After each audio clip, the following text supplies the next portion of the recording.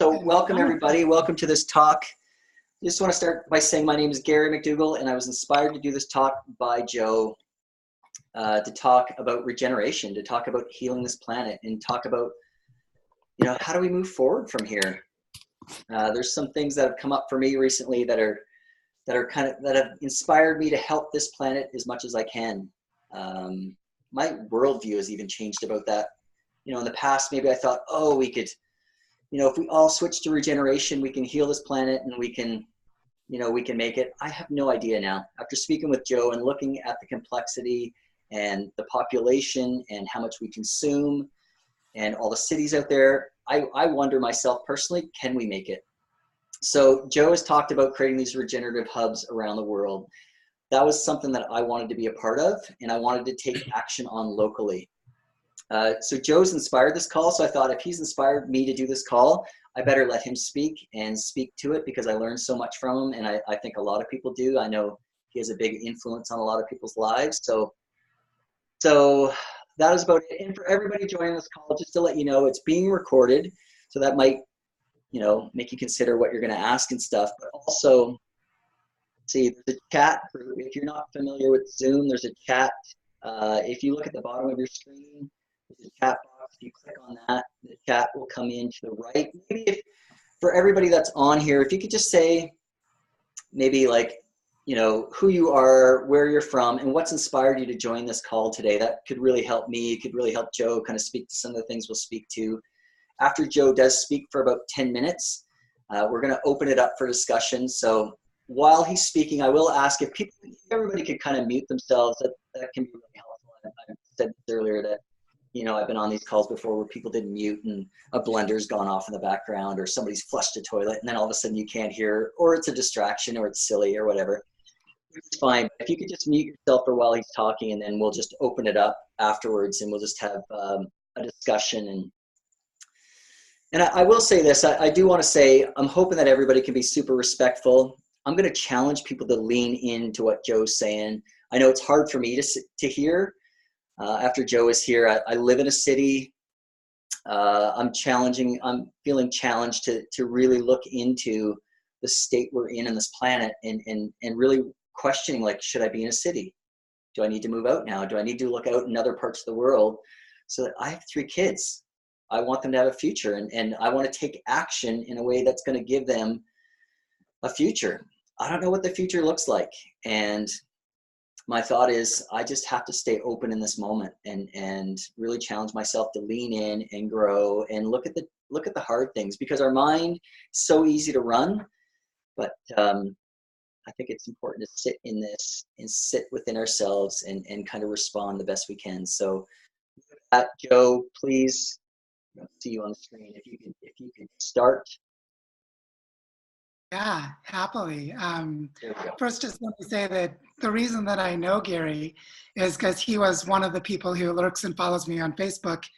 And I don't know, a month and a half ago, I was just letting it be known that we were in the Seattle area, and if anyone wanted to invite our family, that we would come and just speak and be involved in community and conversations.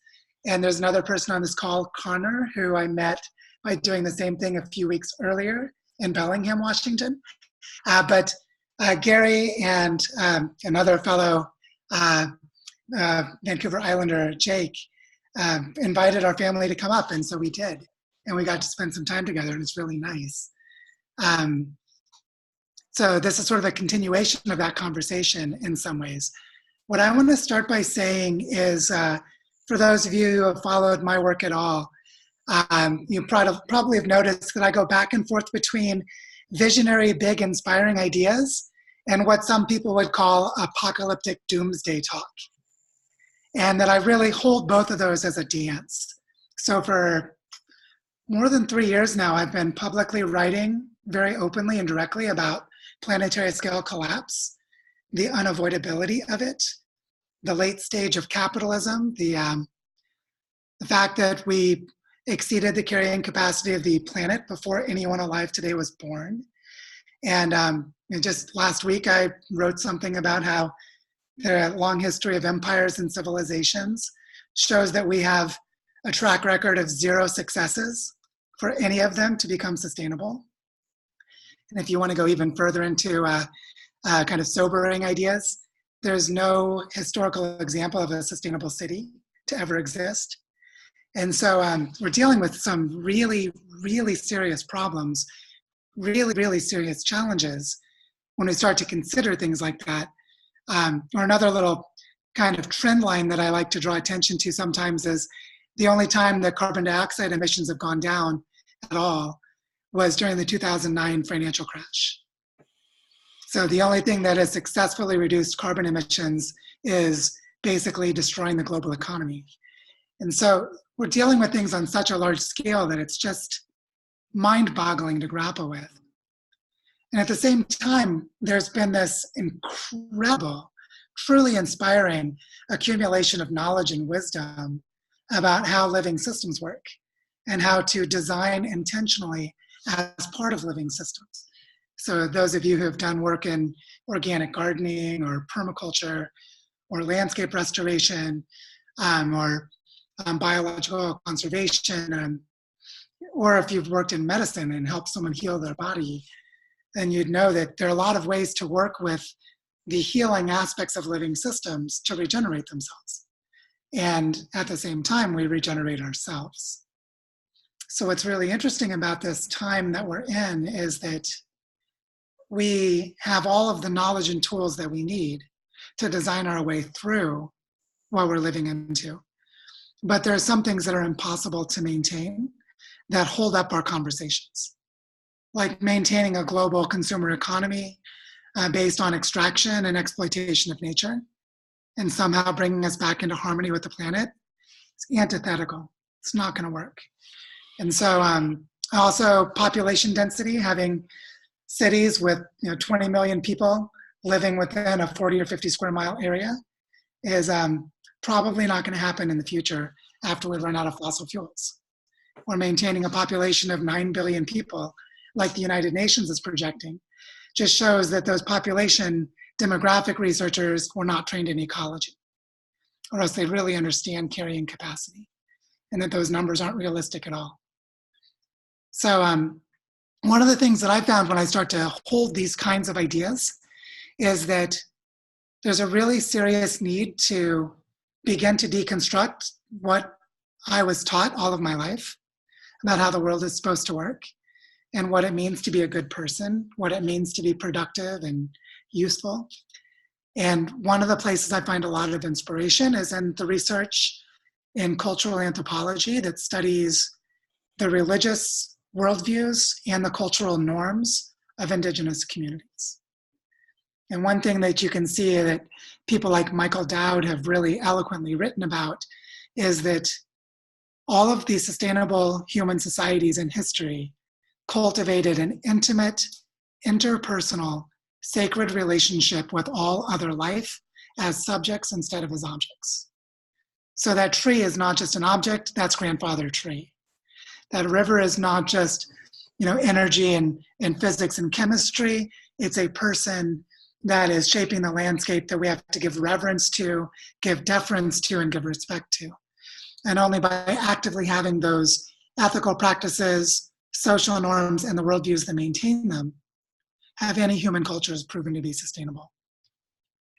So what's interesting about this in the context of bioregional regeneration, which is trying to design at large scales, is that the pattern of human subsistence, the way that those sustainable human cultures worked, is that they developed life systems, ways of living and getting their food, getting their shelter, getting all their energy needs, finding ways to have recreation, everything that's part of the full life of a human being is actually spread across an entire landscape.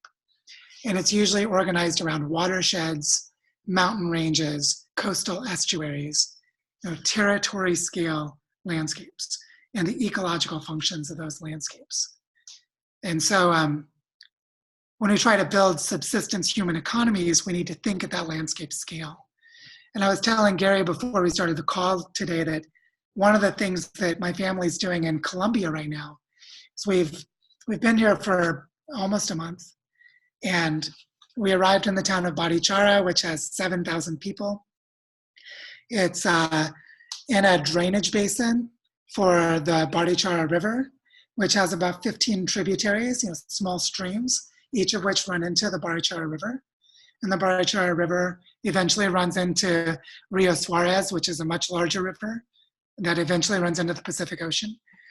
And if you look at this region from satellite images, if you go into Google Maps and look at the satellite view, you'll see that there are scars across the landscape from deforestation. And all 15 of those tributaries running into the Barichara River have dried up and died. And the Barichara River itself is almost dead.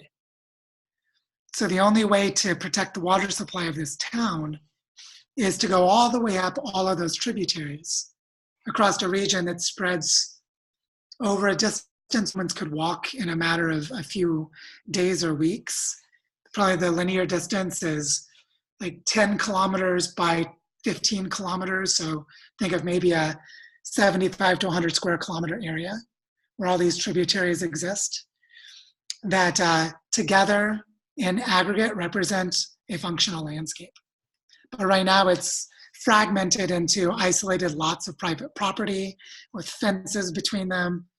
And there's no coherent way to cooperate and collaborate to heal the entire river system.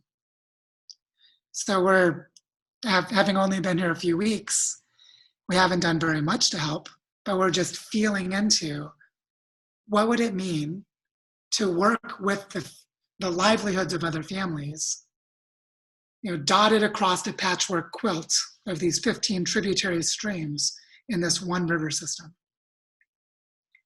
As we're thinking about restoring an ancient type of forest, tropical dry forest, which is a type of biome that's on the edge of extinction. More than 98% of it around the world has been destroyed in the last century. And so it's got unique species that only exist here. It's a pathway and ecological corridor for migratory birds. And it's an ancestral place of sacred healing, tranquility, and recovery for the Guane people who used to live here.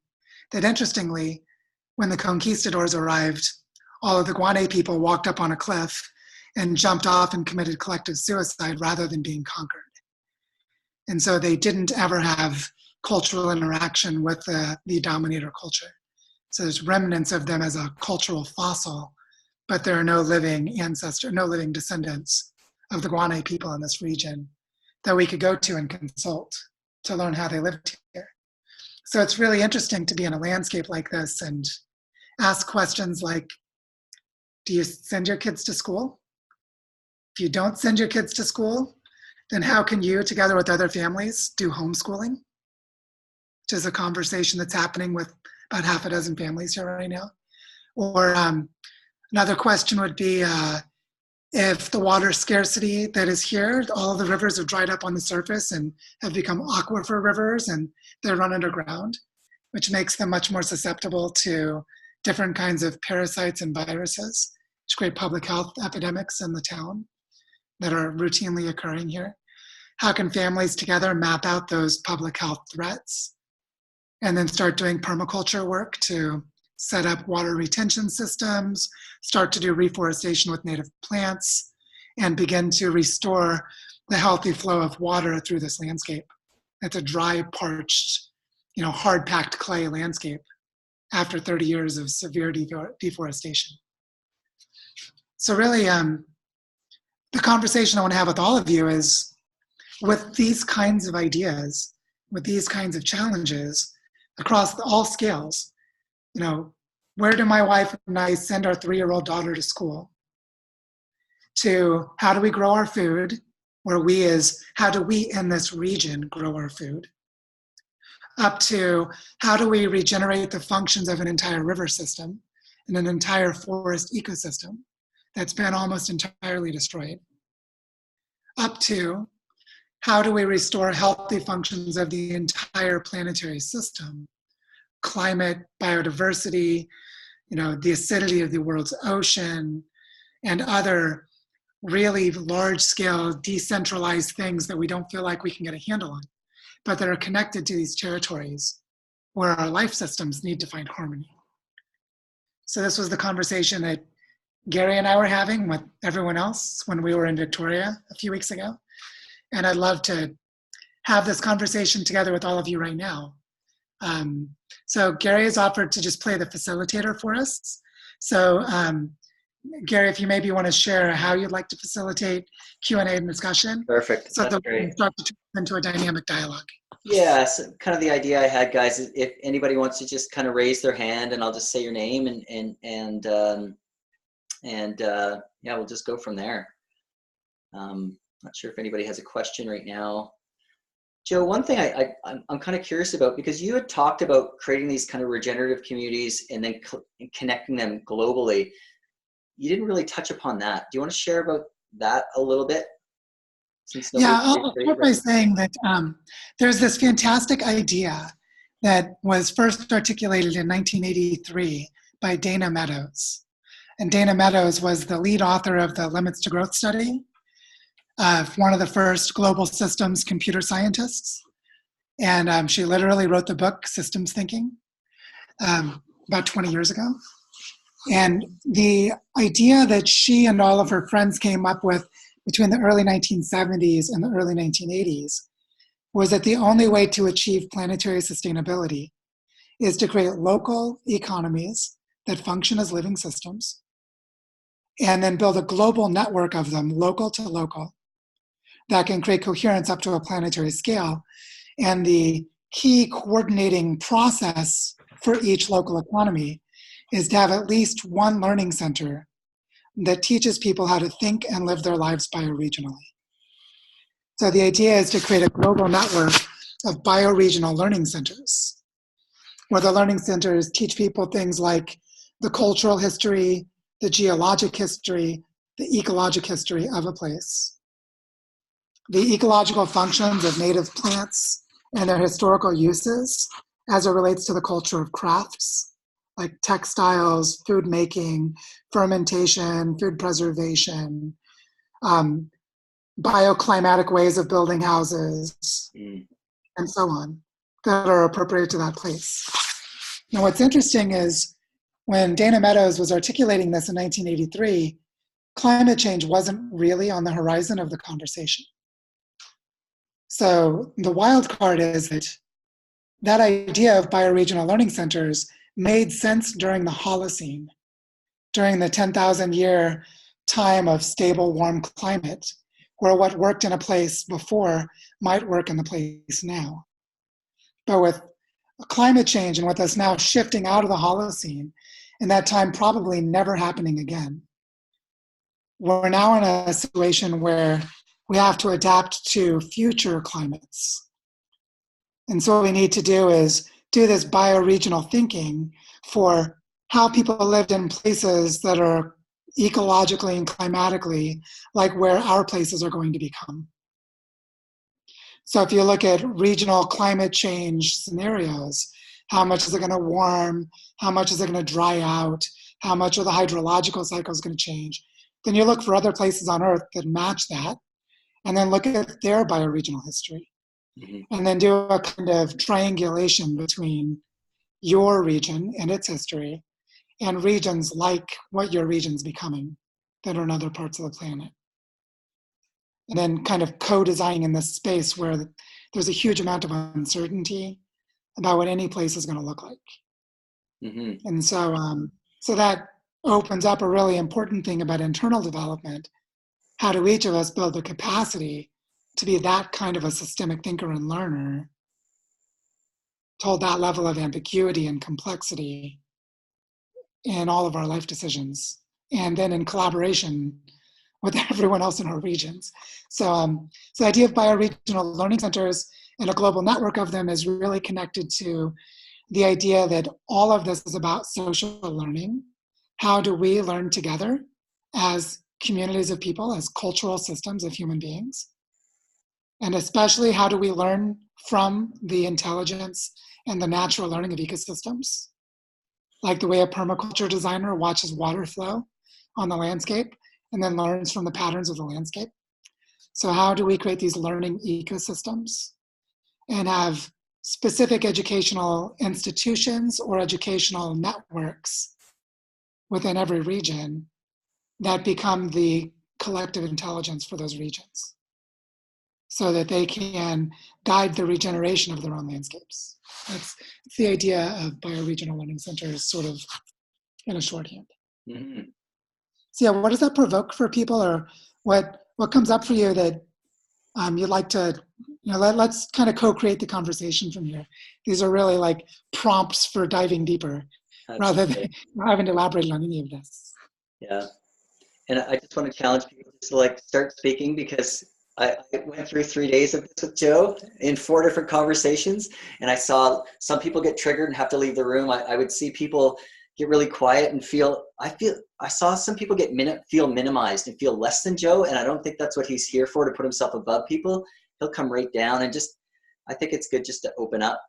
Joe, I just want to share with you quickly. I opened an email right before I got this, and there's a person speaking all about collapse, all about bioregionalism, all about growing food and stuff. And I thought, and somebody linked me to his email because they were reaching out to another friend of mine, and they were linking us together, thinking that we were talking about the same thing. So I'm wondering, I'm going to ask this guy if he was at. It was kind of interesting how those things happen. So, anybody? Well, I'll jump in. I'll just say hi, Joe. It's great to connect with you again. And Gary, nice to meet you. I had the pleasure of meeting Joe a couple of weeks ago up in Bellingham, like he mentioned. And I'm actually in Victoria right now visiting. And my partner and I on a little vacation. So, Gary, if you want to try and meet up while we're here, that would be awesome. Let's do it. So we're here for a couple more days, but I just would love to say, Joe, what you shared really resonates in a lot of ways. I think it's a tough pill to swallow, the idea that we're really facing a global collapse. But I think if you look at the data, increasingly it is clear that there is going to be times are going to get a lot more challenging, I think, before they're going to get easier. And I think that the role that having biological hotspots, regional hotspots of biological diversity and human and ecological resilience is going to be crucial to the future ability of humanity to survive on this planet and to prevent the worst of possible scenarios from really coming about. We really are on the very beginnings of the Earth's 6th mass extinction event, and if we want to be able to still be here and be on this planet at the other end of it, I think these types of activities and seeing how we can organize and build resilience at a regional and bioregional level is going to be crucial to that effort. And I'm new coming back to this area, so we have a small farm up in northern Whatcom County, but we're actually in the Fraser River watershed. So we are part of the Canadian watershed, which I think is a great highlight of how bioregionals have very little to care about state or but really show that we're part of the same community. And I would love to figure out ways to continue collaborating and building the connections in this community so we can start implementing some of the changes that I think, as Joe is highlighting, Barichara could really start to help regenerate some of the systems that we have here in British Columbia and Whatcom County and the broader Cascadia region. So really appreciate to meet all of you, and I hope we can connect and continue this discussion far after this call. Yes. Honor, nothing more needs to be said, I think. Whoever else would like to go. Yeah.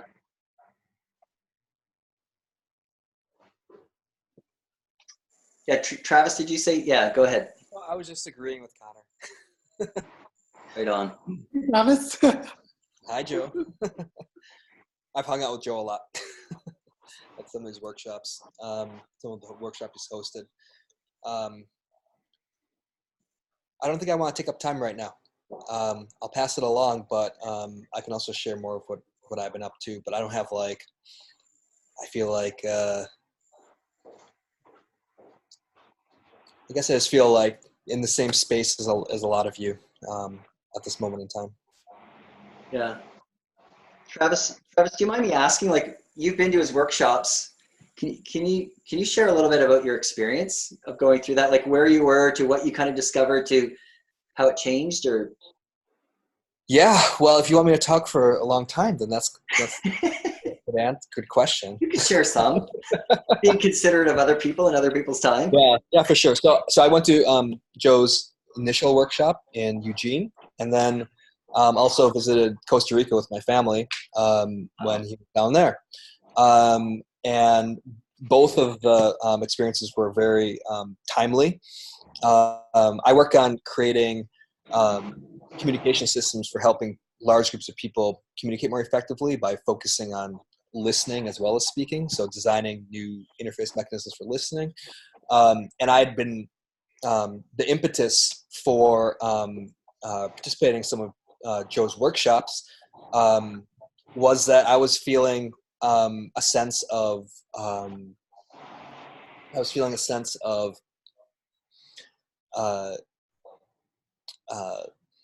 what's the word?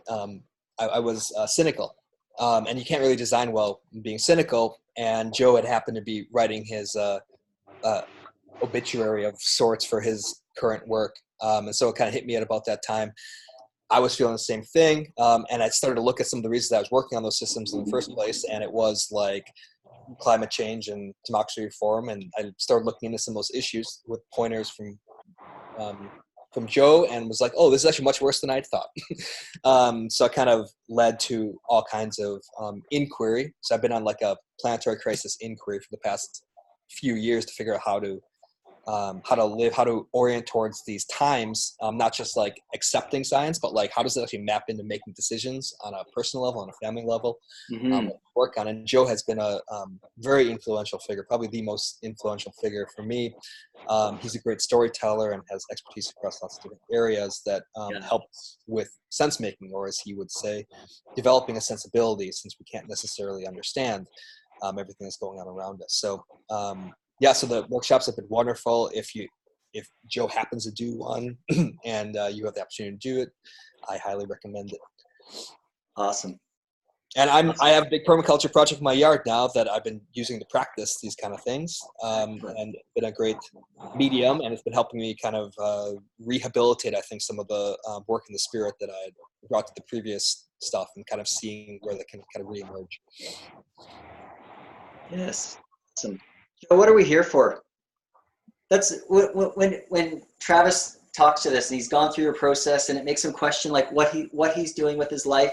I'm questioning what I'm doing with my life. I'm sure a lot of people are at this point, having considered all these big challenges we have before us, but we're still here, right? And there has to be, and I think of Indigenous people, and one of the questions they ask is like, what are we here for? What's the reason we're here? Like, these are the questions that they'll sit with and they'll go fast with. We're still here. So we've got to give it some sort of meaning, I think, to get beyond cynicism or hopelessness or depression or all the stages of grief. Yeah, I mean, I would say to that one of the really interesting things about this moment in history is that if you look at how evolution has worked for the last 3.8 billion years, there have been a series of what some evolutionary theorists call evolutionary transitions. And an evolutionary transition is a specific complex systems pattern where the patterns of evolution that's selected at one level of social organization get ratcheted up to a higher level of organizational complexity. So prokaryotic cell to eukaryotic cell, single-celled to multi-celled, multi-celled to social interactions of individuals that are all multi-celled, up to something like eusocial organisms like ants and termites and wasps and bees. And there's an argument that can be made that symbolic human language is an evolutionary transition, and that our ability to create human cultures is an evolutionary transition. And in thinking this way, what we're on the verge of is another evolutionary transition, which is a form of planetary consciousness, of a part of the biosphere being able to intentionally guide the management of the biosphere, which is like the best possible version of geoengineering. You know, geoengineering is like a really bad word because we really suck at it. But actually, all of the horrible things we've done to the environment are geoengineering done bad. But if you look at permaculture practices, when they're really done well, it's geoengineering done good. It's co-creation with the rest of the natural systems. And I say the rest of because we're part of them. So, so one part of this story is that we can be the Earth, really actualizing what James Lovelock and Lynn Margulis called the Gaia hypothesis, which is that the living systems of the Earth actually, in a geochemical way, create a form of rudimentary homeostasis, what's sometimes called the Goldilocks planet. 3.8 billion years, there's continuously been life because the living systems of the Earth regulate the feedbacks of the Earth. They speed up and slow down plate tectonics through really interesting mechanisms that are increasingly well understood to keep conditions conducive to life. So this dynamic pattern of what it means to be alive is something that the biosphere has been doing for 3.8 billion years. It's pretty amazing.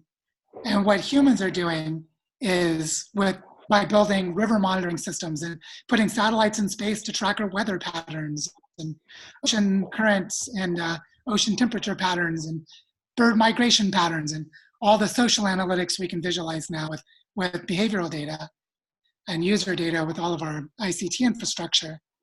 We are creating the perception tools of the biosphere to track and guide the evolution of the biosphere. And that's never been possible before. So we're in this point where we're on the verge of losing all of that by having the humans go away. So it's this interesting way of seeing humans in a kind of unique position in the system without us being condescending or separate. We're kind of an enabling capacity of the Earth system that hasn't really figured out how to operate as a wisdom system for the planet. And so it's really interesting to think of, what gift could we give in the way Joanna Macy would ask. When our descendants give thanks and have rituals of gratitude to their ancestors, they're giving those gifts to us because we're their ancestors. What did we do to make life possible for them? Hundreds or thousands of years from now, or millions of years from now. And a lot of it is we're learning how to be Gaians. We're learning how to be representative steward co-creators of the biosphere. And so that's part of the story. But there's also this really basic piece, which all of us who have been through hospice with a loved one, it's how important it is just to bear witness when someone you love is dying. How much that validates and vindicates all of their suffering and our own suffering just by bearing witness. So there's a huge capacity to find meaning in just letting go and bearing witness, which actually opens us up to be powerfully regenerative. So those are two pieces of this story of how do we create stories and how do we find meaning. But, tip of the iceberg for a conversation to go into. Thank you for mentioning Joanna Macy, Joe. I think for anyone who hasn't read her work, it's a critical reference and something that's really worth exploring, especially as we look at the role of grief as well as giving, as we move forward and think about the types of gifts that we do have to offer. And, just thinking about what you just shared there at kind of like a broad level, as well as what Gary and Travis were both commenting on, I think a lot of people struggle with trying to, at least I do personally, trying to figure out what kind of role can we play in a concrete fashion when we haven't seen that before, until you have real examples to play off of. And because it's so abstract to talk about at this level that it can be really difficult, I think, to conceptualize what that looks like in our own lives or in our communities, and what we might want to change about the way that we're currently living to be more aligned with the Gaians that I think the world needs. And it's something that just kind of popped up to me, Joe, as a potential opportunity for collaboration, is that I'm the director of study tour programs for a local nonprofit, and we really work on designing experiential learning opportunities and transformative educational opportunities for groups of individuals. And I think if that's something that we wanted to start thinking about, if there are people who are interested in that, I think it would be amazing to try and put a group together that could potentially go see and visit Joe or other sites in Costa Rica or in Guatemala, throughout Latin America. There's different sites that I know Joe and I both have great contacts for. And I think it could be a great opportunity to get a group of people together who are interested in this to actually go see what these communities that are really implementing bioregional changes look like on the ground, and see what types of lessons we can learn from those indigenous communities that can be applicable back in our own homes, whether or not it's back here in the Pacific Northwest or elsewhere in the world where you go back to. So if that's something that people would be interested in learning more about, and having that kind of cultural exchange opportunity and learning from indigenous communities that are working on this on the ground, I'd be happy to leave my contact info in the chat box, and that's something we could kind of carry on afterwards. But I'd be super happy to try and facilitate something like that if possible. Right on. Yeah, Connor, definitely put your info or links or anything that you want or can in the chat for sure. Yeah, and I just want to speak to what Claire put into the chat box about immersion. A part of my training is in cognitive linguistics.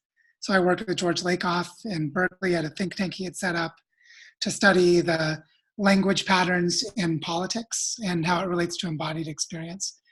And one of the surprising discoveries of that work for me is, as I gradually became an astute observer of how people live out their meaning-making processes. Like, people make meaning without consciously making meaning, so they don't know how they're making meaning. It's an invisible process until you learn specific mindfulness practices, or you do specific kinds of discourse level analysis, where you can see cultural patterns of meaning.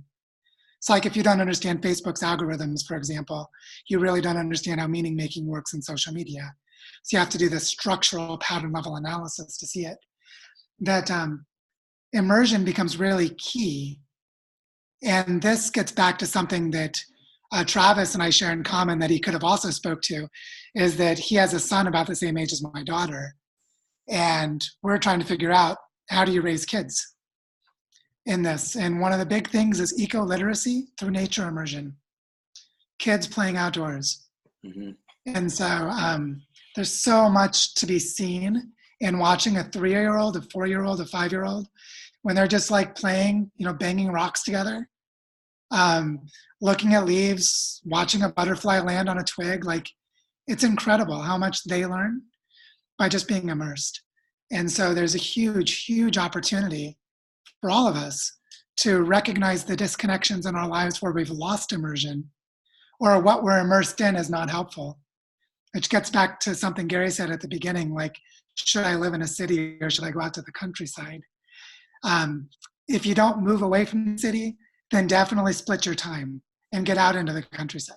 Mm-hmm. But also, even in the city, you're going to find little pockets of rivulets and streams and abandoned lots where meadows are growing back. And, there's a nature immersion all around us. But I just really wanted to name that and, give enough time to emphasize its importance, because there's just no getting around immersion for how we relearn and unlearn in all of this. Mm-hmm. Yes. I also really like the cultural evolution stuff you've worked on, Joe, and the learnings around your daughter. My interest is really in the behavior patterns, pattern language, with Stuart Cowan, and I got panicked. I'm a generation behind, so I got panicked with Population Bomb. Mm-hmm. And my daughter is the toughest critic of my behavior. And I have a granddaughter, your daughter's age, so we made it. But one of the things I'm interested in from this is the Meadows study. That's actually my PhD topic at Berkeley, population modeling and systems dynamics. And I didn't think we'd make it from 3 billion to 6 billion. I was doomed and gloomed at 3 billion, so don't give up. St. Helens recovered, Chernobyl's recovered. So as you said, it's a tough planet. I'm very interested in the yes in my backyard. And I'd really encourage people to try to yes in my backyard in a city. If we spread out too much, we'll kill all the animals. We're doing it already. So the Audubon Society, I live in Portland, in Cascadia. The Audubon Society sponsors better habitat in your backyard so the birds and bees can survive until we get smarter. So I'd recommend in your backyard. My daughter raises chickens. And I think all those small things really matter, especially in our bioregion. We have a chance. So the short thing is thank you. And then I do believe it's storytelling. And when we studied the behavior change of why people don't care about climate, and we got an ARPA-E grant to work with Stanford on behavior change. And what we found out was after 20 different experiments that kids were the most influential factor in getting behavior change, and especially women and especially daughters with mothers. And so I was telling my dad that our Girl Scout project with Stanford to get girls interested in science to make their parents care about climate was such a big breakthrough. It was the #1 study of all the 20. He said, I could have told you that. He was a soil conservation guy, and they worked on the Dust Bowl, and they tried to get a university in every state, an extension agent in every county, and none of the practices really changed until they started the 4-H clubs. And the 4-H clubs giving out blue ribbons, got the parents to behave. And so I'm counting on your daughter to do a good job on you. And I think it's really important, these storytelling ways of modifying behavior. So I'm very interested in the learning patterns of behavior change. And I think your approach, especially inspired by your daughter, is the right thing to be part of. It's not just immersion in nature. It's immersion in culture change. And it starts story by story. I've been very involved with Better Choices, Compassionate Choices here in Oregon. And our movie on that topic was much harder to talk about than climate. But Canada passed the law, and California passed the law, and New Jersey just passed the law, and Maine just passed the law. So I know story by story, this social media movie making can have a big, big impact. Thank you. Yeah, and I wanted to add to this that one of the lessons I've been learning from our friends here in Barichara in Colombia. So we came here to work with Felipe and Alejandra, who have a 5-year-old son, a 3-year-old daughter, and an 18-month-old daughter. And Alejandra is trained in ecology, and Felipe has done conflict management and peace building with the different war-torn regions of Colombia, with a famous Jesuit priest in this region who's done phenomenal peace building work. And what they have observed with that peace building work is that social transformation fails every time that the entire family is not brought along. So the only way to create social transformation that's successful is to design around entire families. If you don't design around entire families, it always fails. If you do design around entire families, it still might fail, but at least you have a chance of success. And so this thing of asking how do we as parents raise our children differently is a whole family dialogue. It's a dialogue around how to design processes collaboratively around entire families. And so that's a critical insight that I think we can apply everywhere. And when I saw it with Gary and his kids, and like he and his wife are doing with their kids in their backyard, Gary, you're not just growing food in your backyard, you're building an education system for your whole family because of the way your kids participate. And so I think this is one of those things that's sort of surprising until we remember to think of it. And then when we remember to think of it, it's like, oh, duh. Yeah. It's truly incredible what happens when you sit down and ask, how can we do this as an entire family? And what you'll find is that you're going to have to unpack. It's kind of like pulling a little piece of loose string on your shirt and it unravels the entire shirt until you're naked. Is you have to kind of become naked again because you're going to find that you can't just change a little piece. You have to step out of your whole life system at some point You kind of break it down enough till you're ready to take that leap, and then really jump into something different, because you'll keep failing to make the steps that you need for your whole family to do it. And so doing it for your children means you're doing it with your children, and then your whole family is going on the journey together. And my wife and I are kind of lucky to have stumbled into that realization and then had someone point it out to us.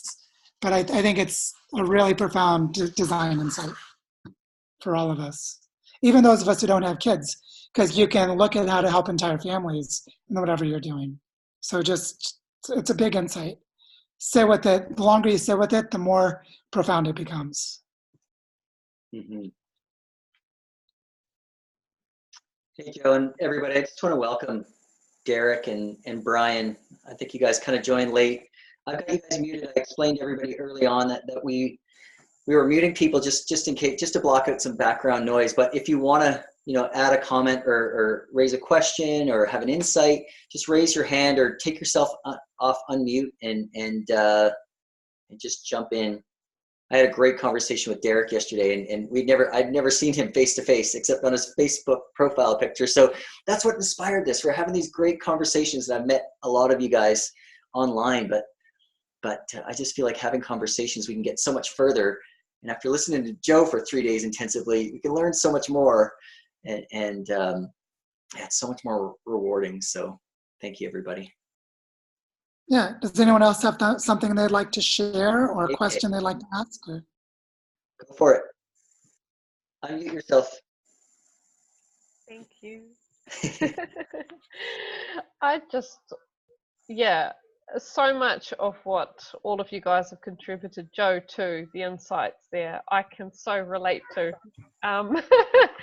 As you would have seen, I've been running around while you guys have been talking, because I have a little 1.5-month-old boy running around here, and a almost 4-year-old, she'll be 4 in February next year, who's also running around at home with me.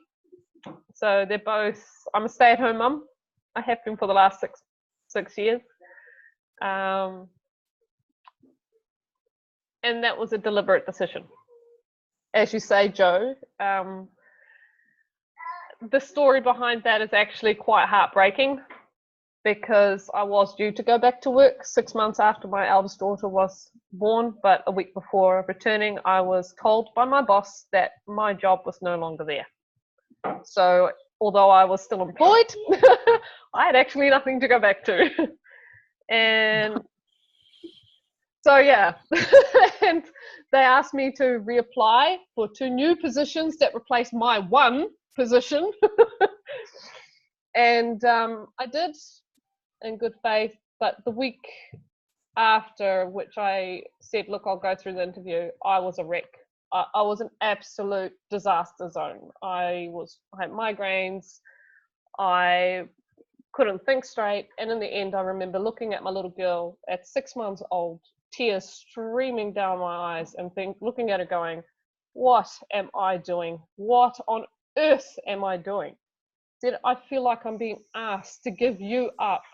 For what? A company I can't even align myself with its values anymore. Who's treating people like worse than cattle. Yeah. I can't do this. So there and then I penned in my resignation. I said, I'll take my chances. I realized that meant that my husband then became the sole provider for our family,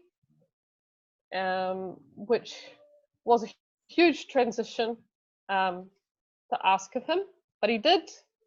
And respect really for that ability, and I was able to show him too what the advantage was of me staying at home, especially with my first little girl. She does go to a school. It's a small school.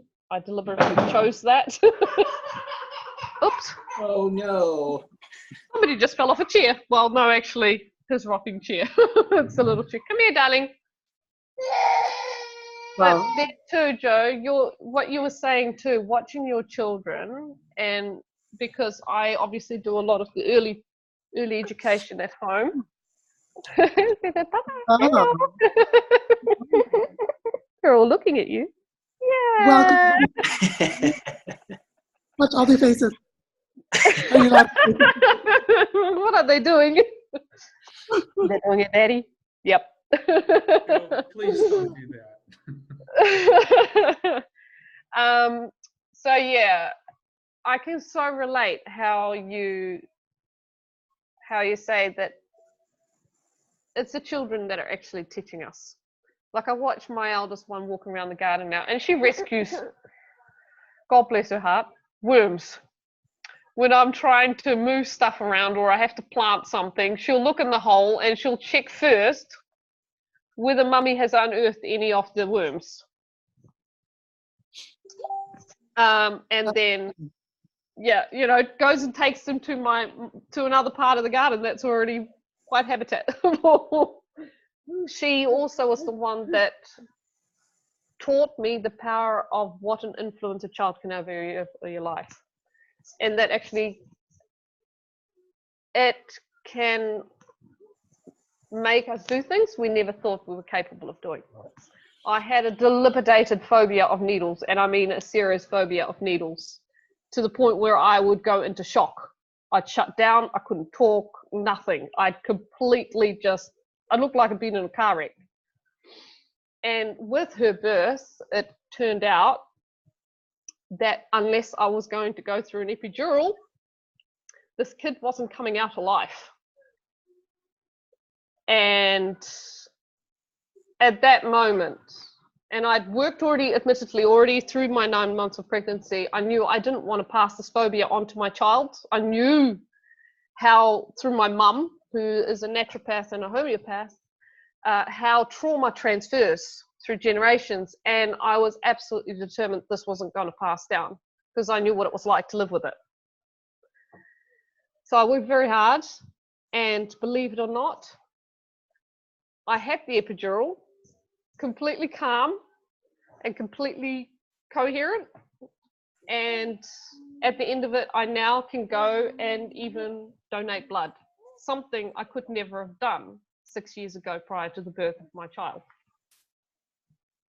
These things to me explain exactly what you say, Joe, that connection between children, parents, children, and other community members.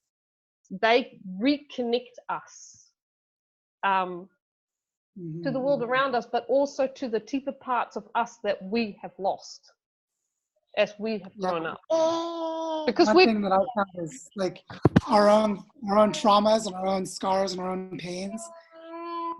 We go against parents. We remember stages of our lives. I had a lot of what I would just call low-level background trauma as a kid. Bullying and kids being mean to each other and stuff like that.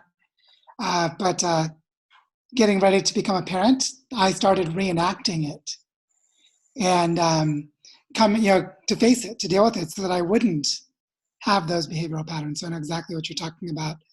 And I think there's another piece to this too, which is that when we think about the world, the future world through our developmental projection of our children, then abstract things don't feel abstract. Like the year 2050, my daughter will be 33. I can imagine a 33-year-old woman and where she is in her life. So 2050 is very concrete for me now.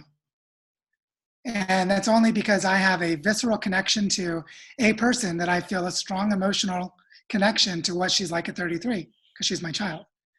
And so there's so many ways that this plays out. I just wanted to name something that Nick put into the chat box, the organization Eco-Literacy in Berkeley. I know Zenobia Barlow and the groups that's there, they're fantastic. Just wanted to give a thumbs up to that as a resource for anyone who's looking for it. They've developed pedagogical, curriculum materials and learning processes for teaching kids about nature. So I just wanted to give a little kind of endorsement to that because it's really good stuff.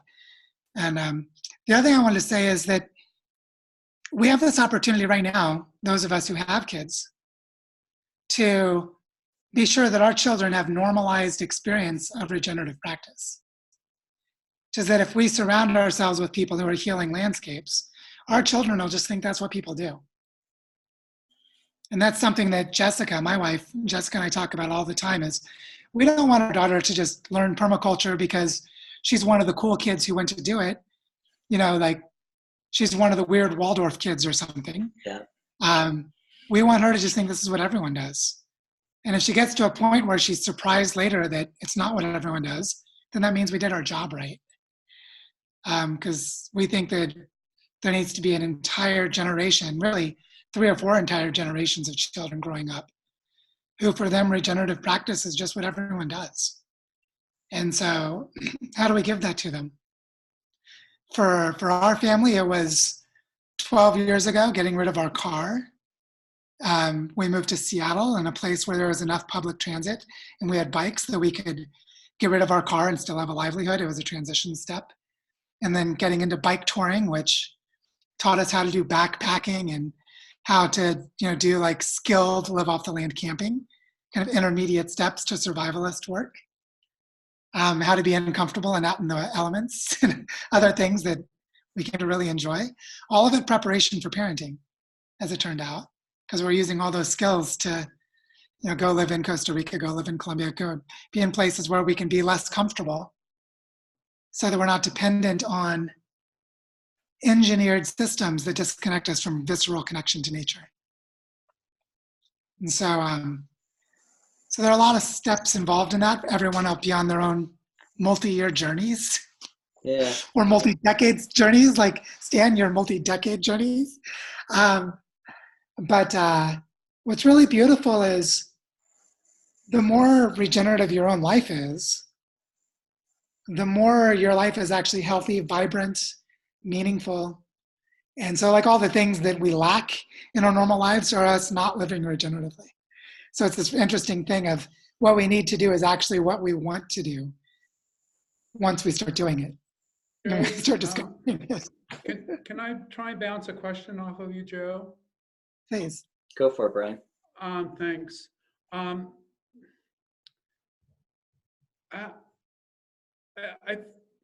My sense of planetary crisis as translating to our own learning processes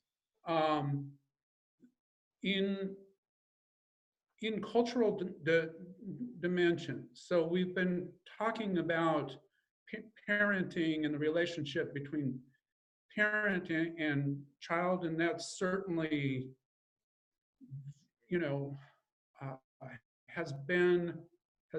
has informed our respective learning processes to this point, and are certainly lessons in kind of balancing self-interest to more altruistic orientation to our relationship with the world and others.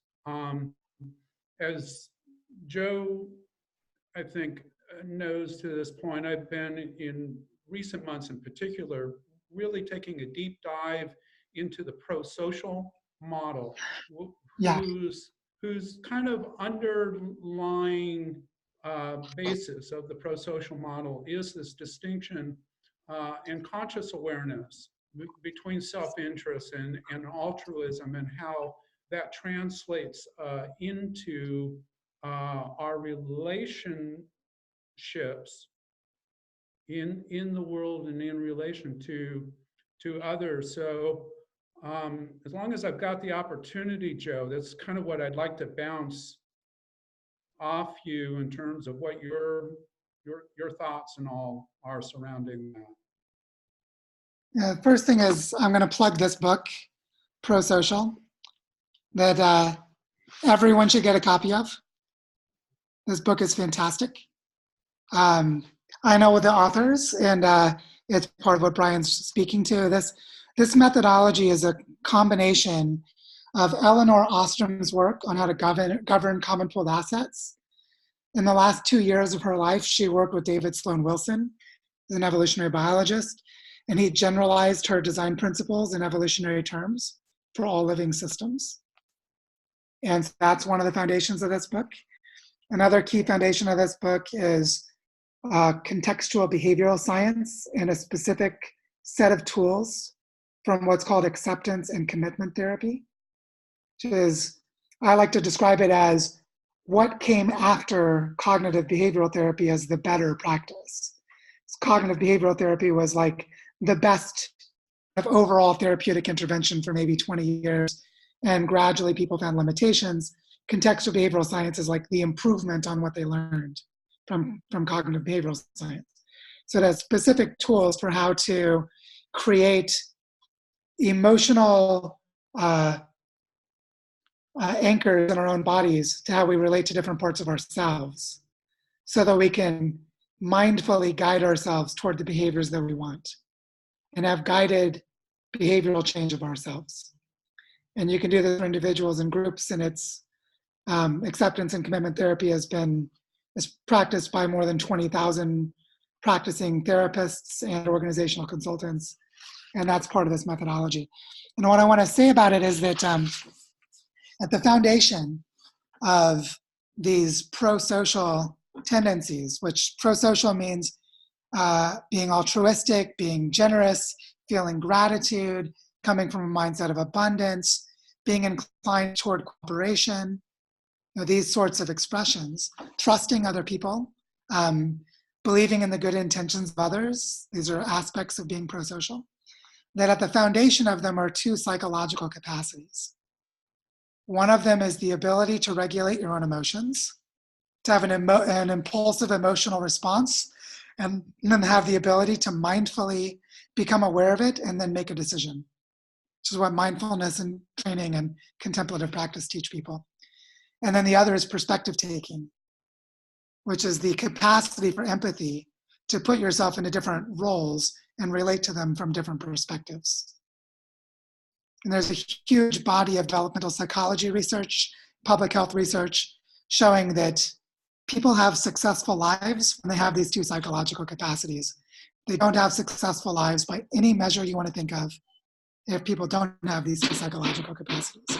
So divorce rates, can't keep a job, educational attainment, criminality, addictive behavior, all sorts of behavioral problems in life are related to the absence of these psychological abilities.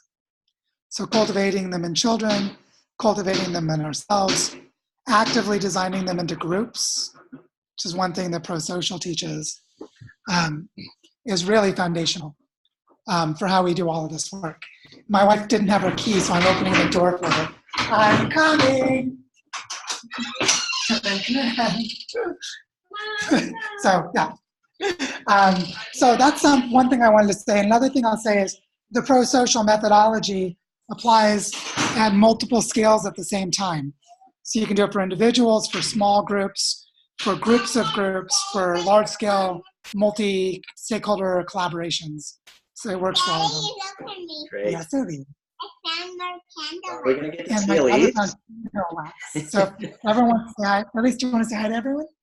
Come over and say hi. I have a bunch of friends here, including Travis. I don't know if Travis is Graham there. At least I'd love to say hi to Graham. Travis, come here, Elise. Come on over. You can say hi. Hi, Elise. You remember Gary? You remember Gary? You remember Connor? Oh, you didn't Hello. meet Connor. So you didn't meet Connor. Or you did briefly on a call once.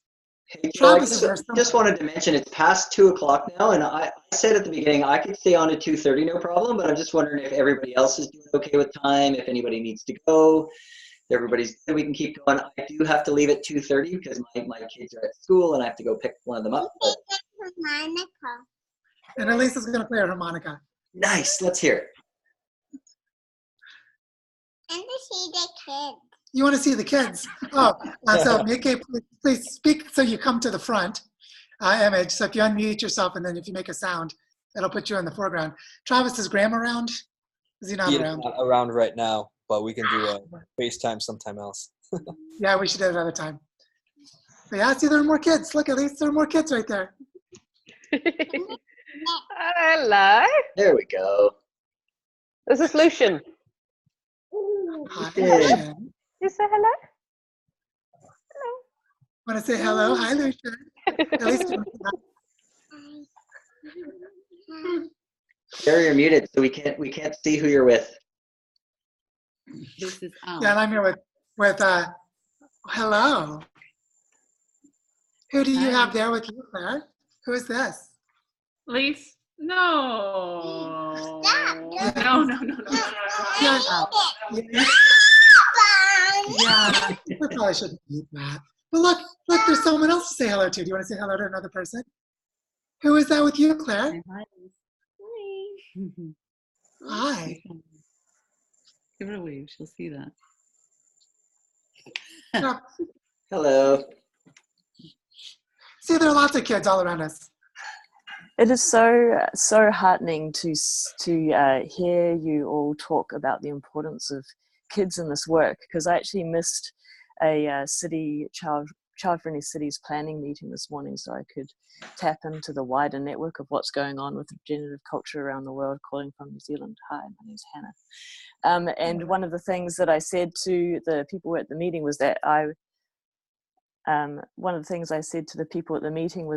would make sure that you're all on the same track with including children in this dialogue. So it's just really, really awesome to hear that as part of the forefront of people's thinking. It's great. It's really going to shape differently the way that we approach things if we have that longer term generational view. So yeah.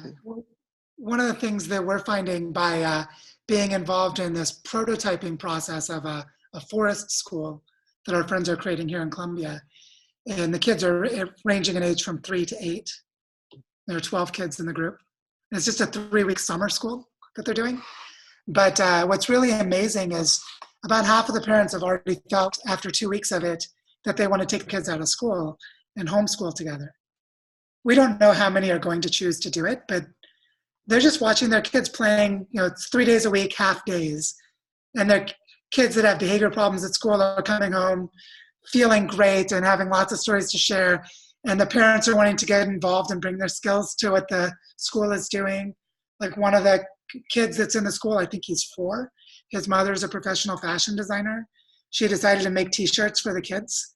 And she wanted to color dye it with plants from her property. So we all went over to their house and just picked different leaves and crushed them to see which ones would stain white fabric the best. Big surprise, grass. Has everyone grass stains in their clothes? Knows you can't get it out. But here we were as parents going out into our yards and playing because we wanted to be creative with crafts like the kids.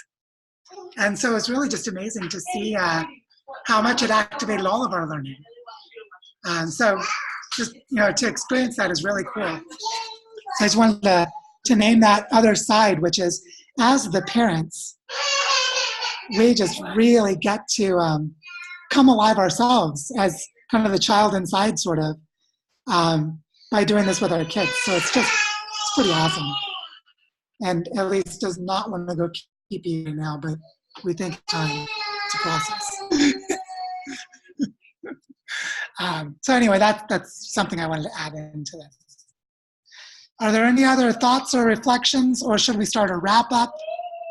I see Gary, it looks like he stepped away for a moment. Oh, Gary's coming back. Gary, should we maybe start a wrap up soon, or does anyone have something else they'd like to add? Oh, Pamela's got a question. Yeah, just one quick one, please. Thank you very much for doing this, Gary and Joe and everybody else who's shown up. This has been great. Yeah, pretty good. It was 2 weekends ago. I went up island there and back. And I was stunned yet again how over such a short period of time, I think it was 6 months since I had last gone up island, the amount of forest devastation, the amount of development that has encroached, going now from Victoria to Langford, or not to Langford, to Ladysmith, it's almost a continuous development. And what you can see growing up on the roads, like all of these piles of trees that have been just mown down, stacked up, ready for the chipper or whatever they're going to be doing. And then just choking the landscape with more and more development. So of course there are encounters with cougars and bears and all these other kinds of disruptions in the natural habitat really speaks for working well within cities if you're living in cities and not everyone going out and having their acreage out in the countryside in a monster house. Anyway, that's one of the things that's happening that's highly disturbing, together with, of course, the ongoing devastation with the old growth forest. You know, this government is about as benign as you're going to get in this province, and nevertheless the old growth forest is just being slain, you know, on a regular basis. It's just terrible. This morning I read that the Premier of Alberta is currently in Ottawa, and he is wanting to put in another tar sands operation in the north, not far from a national park. So these are really disturbing events that are going on here and all over the world in various scales. My question is, in terms of, like, all of the stuff that is going on here with you guys is incredibly engaging in terms of regeneration and planting ourselves in the future through our action with the earth as earthlings. But what I would like to know, what role, if any, does activism have? Are protests still viable? There is a feeling of almost hopelessness with the relentless destruction that goes on. You know, the releasing of more and more. It's not just a matter of sequestering carbon or so on if we're continually killing our forests. Anyway, so my question has to do with what role does activism of something like Extinction Rebellion or other iterations of that kind of thing have? Is it useless? Is it a waste of time? Is it better than nothing? What would you say? I think most of what activism does now is a waste of time and a distraction, because it's built around a set of media frames and narratives that emerged during the time of broadcast media. And they don't actually have the policy outcomes that they did, say, in the 1960s. Now, when I say that, that's what I would say that's a kind of like broad, sweeping, generalized statement. Because the place where I think activism has a huge role to play is in local governance and decision making, and in what I might call rites of spiritual activation, where, like, look at the Keystone Pipeline and what happened at Standing Rock, where that was a spiritual activation for people. It was a ritual of initiation, where a lot of First Nations cultures came together and taught. The people around here in Columbia call them younger brother and younger sister. It's like our culture is the old one, and you Westerners are the younger brother and younger sister. The younger brother and younger sister have a lot to learn. And so that, you know, specifically Standing Rock was a place of spiritual initiation for a lot of people. And so I think that there's a really powerful opportunity to engage in activism for personal transformation, and to engage in activism around pro-social processes, which is basically to create dialogue and collaboration locally where decision-making is being made and where it matters, at the community scale and maybe the slightly larger scale. But what a lot of the activism is doing right now comes from a specific idea developed by a man named Walter Lippmann. Walter Lippmann was a propagandist during World War I. And in the early 1940s, he wrote a book called Public Opinion, where he explained how to create public opinion and how people are so easy to manipulate with propaganda that you need to create elite professionals who have domain expertise to make decisions on behalf of the ignorant and incompetent public. And so he developed a framework of what he called elite democracy. And so activism plays a role where elites build propaganda infrastructure to direct activism toward expert-driven policy formulation so that experts can make the decisions because the experts know how. That whole way of thinking was developed by Walter Lippmann, And it's inherently anti-democratic. It inherently says you shouldn't give the people sovereignty to make their own decisions because they're so easily manipulated by propaganda. And one thing we can see with the information wars on social media is that that's largely actually true. That people aren't actually competent to make decisions in dealing with complexity in these complex environments of very sophisticated manipulation and propaganda. So what that means is we have to think of activism in these, I would just call them compromised situations. And then ask ourselves, how can activism still have efficacy? It has efficacy in local action, and it has efficacy for spiritual transformation of the people involved. But for large-scale actions, most of that is elite democracy, which is neoliberal capitalism, pretending to be democracy. And it's like democracy trademarked and branded through corporate media. And so we just need to recognize that difference. And it's a tough pill for a lot of us to swallow. Those of us, because I was an activist for a while and kind of had to grow through my trials of grieving about it. But there's still very important roles for activism in a more discerning sense as we kind of go through that understanding of how much of activism is structurally compromised and not able to do what it tries to do. I don't know if that fully answers your question. It's a big topic, but I hope that's helpful to think about. Yeah, thank you. I appreciate hearing what you have to say. Yeah. And people have very strong feelings in different places and where they orient activism because it means a lot of different things.